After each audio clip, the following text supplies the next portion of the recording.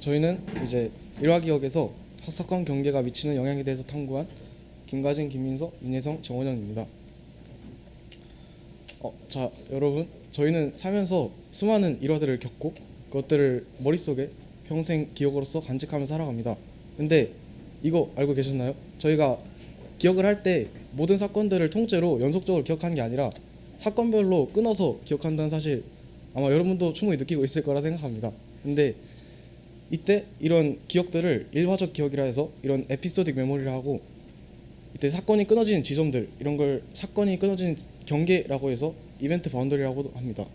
근데 그렇다면 이 사건이 끊어지는 지점들은 우리 기억에 어떻게 영향을 미치고 또 이것들은 무엇인지 궁금하지 않으십니까? 그래서 저희는 이벤트 바운더리가 에피소딕 메모리에 어떤 영향을 주는지를 대해서 알아보고자 하였고, 따라서 세 개의 주요 과제를 선정했는데, 첫 번째로 이벤트 바운더리가 주어질 때, 즉 우리가 사건을 어떤 특정한 기준으로 나누어 주었을 때 우리의 기억과 행동은 어떻게 변하는지를 알아보았고, 두 번째로 우리는 어떤 요소들을 이벤트 바운더리에서 인지하며 그들 간의 차이는 무엇인지 알아보았습니다. 마지막으로 이벤트 바운더리를 인지할 때 우리의 뇌는 정확하게 어떤 반응을 보이는지 알아보았고, 이런 것들을 측정하기 위해서 저희는 사람을 대상으로 하는 인지 기억 과제를 직접 제작해서 저희가 직접 실험도 했고, 동시에 FDRS라는 기기가 있는데 이게 뇌 활성도를 측정하는 거라서 이걸로 아까 말한 뇌 정확한 변화, 그런 걸 측정할 수 있었습니다. 네, 그럼 자세한 설명에 앞서서 저희가 직접 제작하여 하였던 인지 기억 과제를 간단히 해보도록 하겠습니다. 화면에 집중하며 제시되는 단어를 잘 기억해 주시면 감사하겠습니다.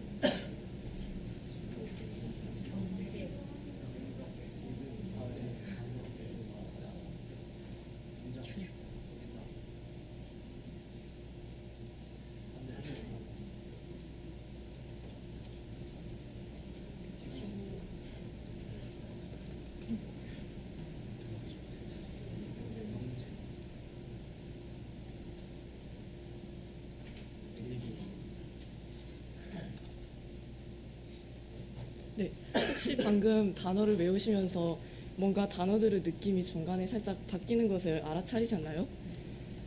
방금 저희는 이 8개의 단어들 사이에 일종의 의미적인 경계를 주었는데요. 이러한 실험을 진행하기 위해서 저희는 월투백 모델과 K-민스 클러스터링을 이용하여 다양한 단어들을 사용 빈도나 의미 등을 기준으로 하여 10개의 클러스터로 구분을 하였습니다. 다음은 트라이얼 플로우를 설명해 드리겠습니다. 먼저 제시된 단어들을 순서와 함께 기억을 해줍니다. 그 뒤 기억나는 단어를 모두 말해보는 프리리콜을 진행하였고요. 2개의 단어를 제시해준 후 먼저 나온 단어를 고르는 템포럴 올더 저지먼트 태스크를 하였는데, 이를 지금부터는 TOJ 태스크라 말하도록 하겠습니다. 저희 트라이얼 타입은 크게 3가지로 구분하여 진행을 하였습니다. 먼저 이벤트 바운더리를 설정하지 않은 노 바운더리 컨디션입니다. 이때의 경우 하나의 클러스터에 있는 단어 15개를 무작위적으로 보여주며 실험을 진행하였습니다. 두 번째는 템포럴 바운더리 컨디션인데요. 이 경우에는 노 바운더리 컨디션과 마찬가지로 하나의 클러스터에 있는 단어를 사용하였습니다. 다만 단어를 제시할 때에 두 지점에서 2초간의 타임 갭을 둠으로써 이를 바운더리로 인식하는지 확인을 하였습니다. 마지막으로 시멘틱 바운더리 컨디션인데요. 이때는 이제 단어들을 제시를 할 때 애초에 다른 클러스터에서 단어를 추출하여 이용을 하였습니다. 방금 간단히 해보셨던 테스트를 생각해 주시면 감사하겠습니다. 이때는 이제 한 클러스터에서 다른 클러스터로 넘어가는 그 지점을 바운더리로 하였으며, 템포럴 바운더리 때와 마찬가지로 두 지점에서 바운더리를 주었습니다. 저희가 진행한 TOJ 태스크 또한 2가지 컨디션으로 구분할 수가 있는데요. 템포럴 바운더리가 있는 경우에 2초간의 타임 갭을 경계로 단어가 나뉘게 됩니다. 그러면 2개의 단어를 제시할 때 같은 부분에 있는 두 단어가 온 within 컨디션과 다른 부분에서 두 단어가 온 across 컨디션으로 두 가지로 나누어서 연구를 진행하였습니다. 시멘틱 바운더리에서 또한 템포럴 바운더리와 마찬가지로 within과 across로 구분할 수 있습니다. 이때는 within의 경우에는 제시되는 두 단어가 같은 클러스터에서 오게 되고 across 경우에는 제시되는 두 단어가 다른 클러스터에서 오게 됩니다. 네, 그러면 저희가 진행한 실험에 대한 결과를 발표해 보도록 하겠습니다. 일단 저희는 TOJ 태스크와 프리 리콜을 통해서 두 가지 경우를 나눠서 했는데, 일단 TOJ 태스크에 대해서 먼저 말씀드리겠습니다. 우선 TOJ 태스크에서 저희는 크게 그 두 단어 사이에 사건 경과가 있는지와 없는지에 따라서 분류를 해봤는데요. 그래프 두 개를 보시면 어크로스와 위슨을 비교했을 때 어크로스는 어큐러시, 즉 정확도가 더 높은 것을 알 수 있고, 리액션 타임, 즉 응답 속도에서는 응답 속도가 어크로스가 더 빠른 것을 알 수 있었습니다.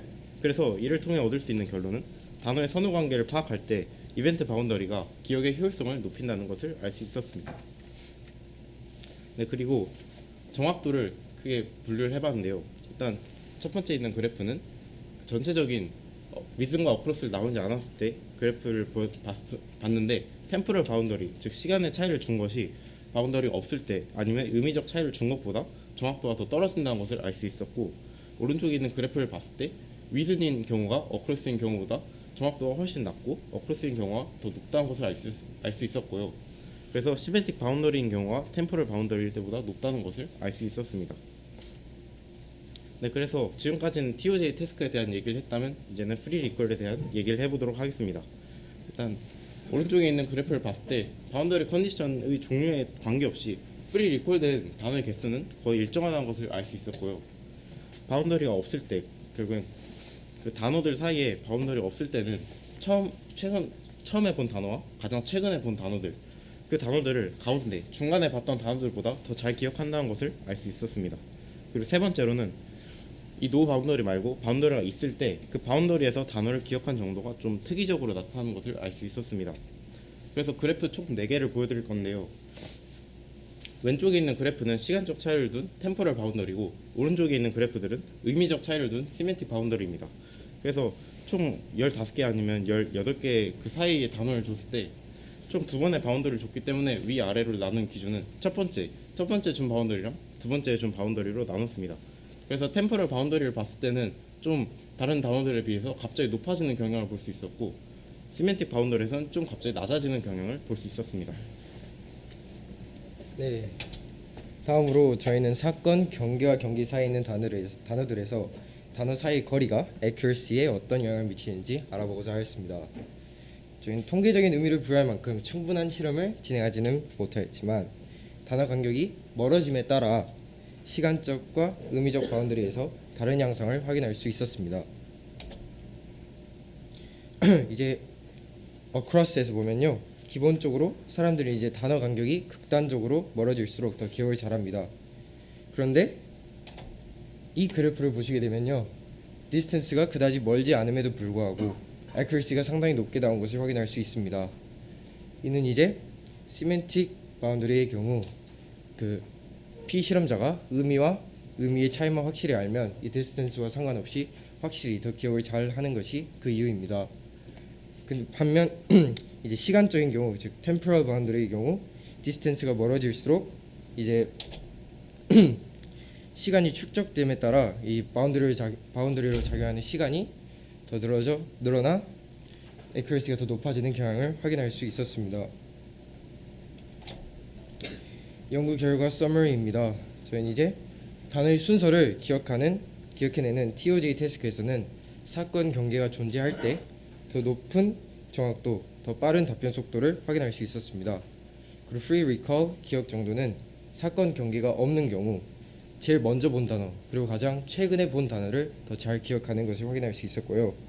이제 temporal boundary, 시간적 바운더리의 경우 타임 갭을 주기 전에 보여준 단어는 잘 기억을 못했지만 타임 갭 직후의 단어는 더 잘 기억하는 경향을 확인할 수 있었습니다.